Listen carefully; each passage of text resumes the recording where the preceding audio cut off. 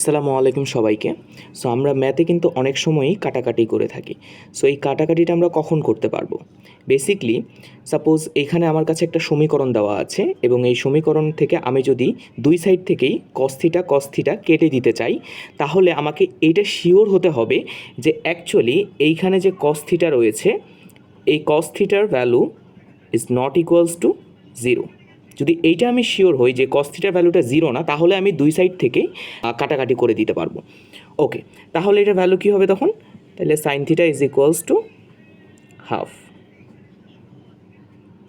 এবং যে এই cos থিটার ভ্যালুটা 0 হতেও পারে বা নাও হতে পারে, মানে আমি যদি শিওর না হই সেক্ষেত্রে কী হবে?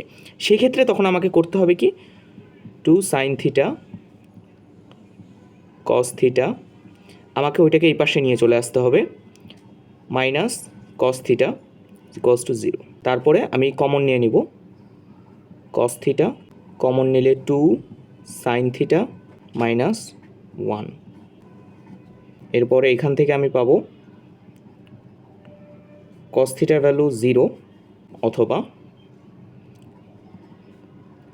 সাইন থিটার ভ্যালু হাফ।